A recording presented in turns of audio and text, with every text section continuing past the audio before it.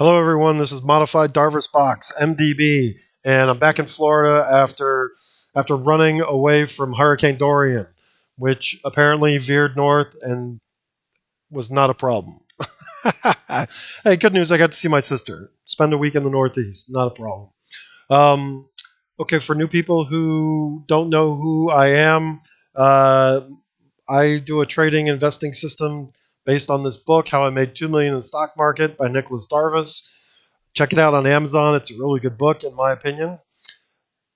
The basis is I look for box patterns, Darvis boxes, and bullish patterns, break upwards and outwards, and bearish ones look like this, and where they break downwards.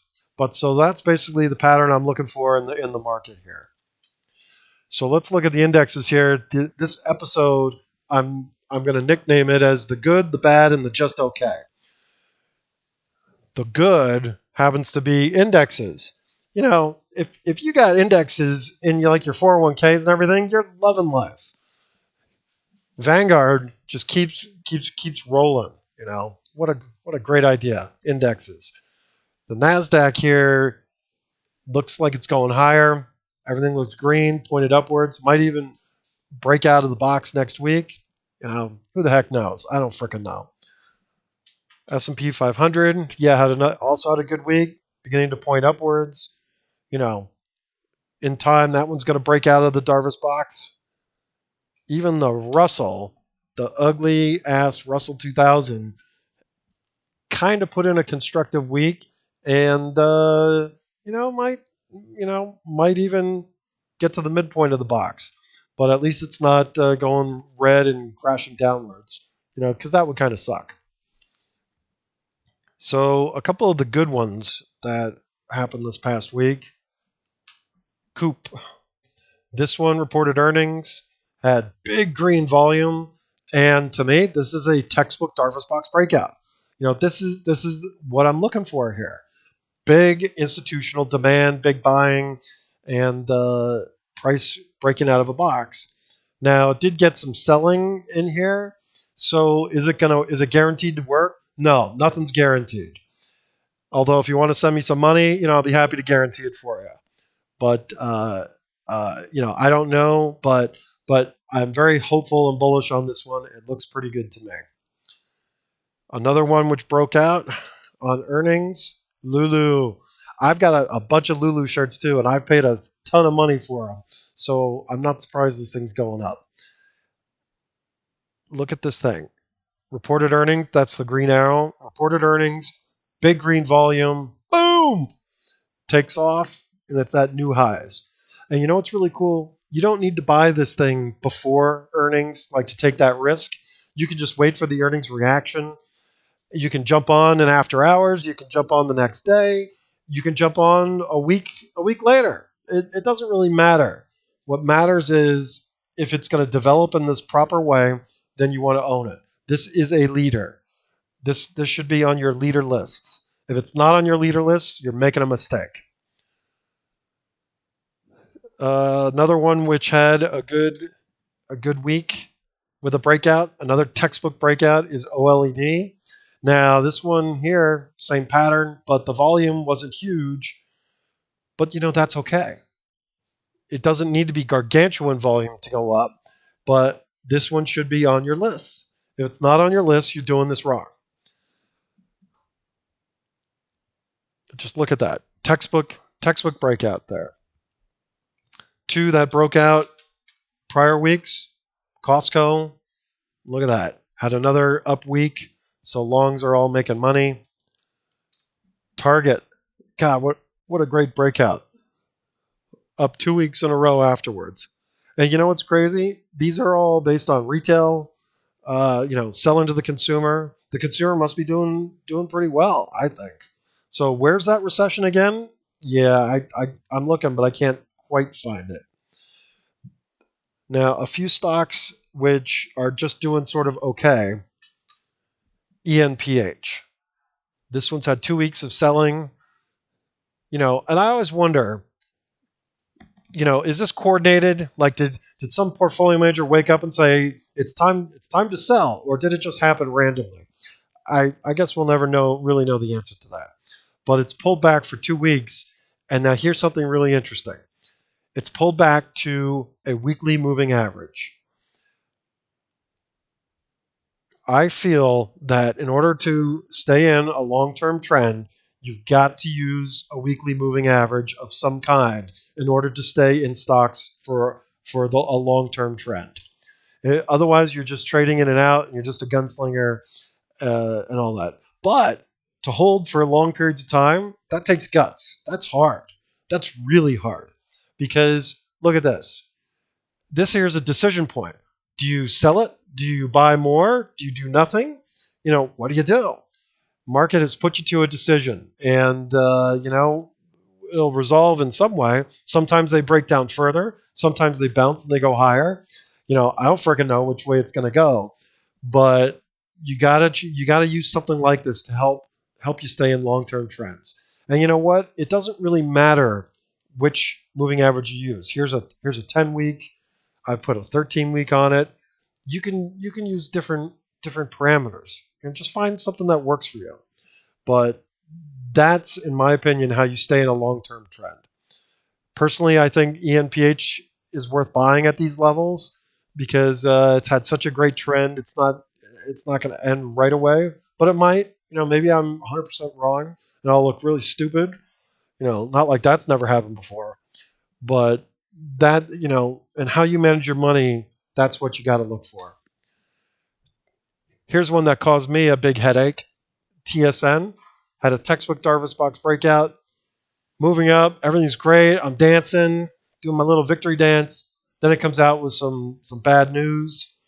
Sells off pretty hard, but I decided I'm going to keep it. I'm not adding to it, but I'm going to keep it. Why? Because it's above that long-term moving average. Knock on wood, we'll see what happens. I'm a believer in this long-term, but if it gets worse, I'm going to bail. I'll sell it so fast, make your head spin. A few stocks that are looking good, just going sideways, developing. Snap. Look at this. 4 weeks of down, just torture. And now it's beginning to move higher.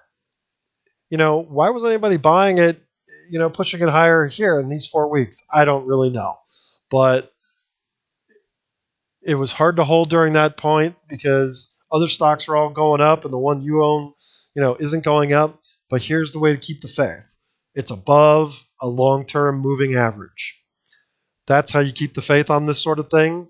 And you get rewarded basically by going through pain. It sucks. But that's the way it is, and there's no way around it. Another one that's looking pretty good from this past week, PANW. Look at this, reported earnings, and got some big green volume here. That looks very promising. It's still in a box.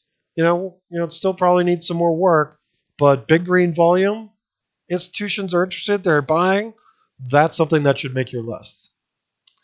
One more that's kind of interesting. AVLR. This one here is going sideways in a box, and look, it's beginning to break down out of the box, but it's above the moving average, the weekly moving average I've got here, so this is sort of in that gray zone. What do you do? I think odds are, if you've got any kinds of gains in it, then you keep it, like you bought in the 60s, the 70s, the 50s, whatever. But if you were new money, bought in the 80s, then you probably want to sell it and start all over. It's just the way it is. It sucks, but that kind of thing happens. If this gets worse, though, then you may want to sell out completely. Just got to wait and see what happens. All right, now for a few ugly stocks. Ugh, can't believe MDB, the stock, hit the ugly list. How could it do this to me? I don't know. But look at this. Broke down the edge of the box. Big red volume on earnings. It just doesn't look good. It's below this weekly moving average. To me, this red volume, that's a sell. It's time to leave. So if you made money in MDB from all this time, just take the money and put it back on watch list and just keep an eye on it. If you're still long here, you're risking a big down move. Wait until it firms up and gets constructive again. Plan. This one's another one that's getting a little ugly. Big red sell volume. Now it's below the edge of the box and below the weekly moving average. To me, that's a sell. If you bought it anywhere from but from the low 20s up to the 50s, it's time to get out. Just take the money and run, and then wait and see, watch and see what happens. If you're buying in here hoping for a rebound, well, now you just got a hope trade on, and you're probably going to get your ass kicked. Try not to hope. If you're hoping and if you're invoking God, then something's gone wrong. Here's one that's even worse. SMAR.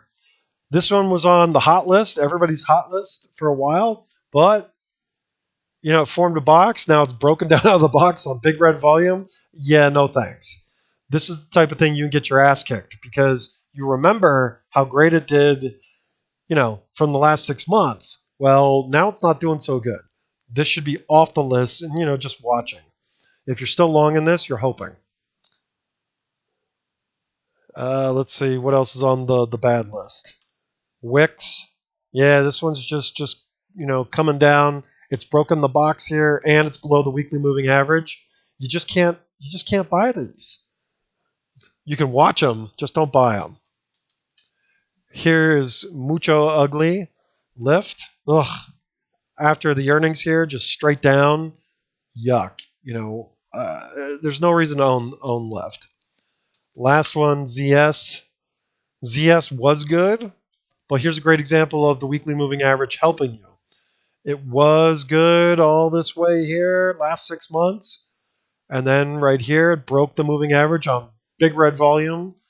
That's just a no-no. So at this point, no reason to own ZS. Watch and wait. It's got earnings coming up. Maybe it rebounds. But here's the thing. What if it doesn't? I'm not gonna risk getting my ass kicked on that one. No, thank you. So this one's off the list. It is on watch list. So these are the stocks I wanted to mention this week. I saw these as great ideas and great, stocks to learn from. If you got questions, let me know on Twitter. Otherwise, I hope you guys have a great week, and I'll talk to you soon.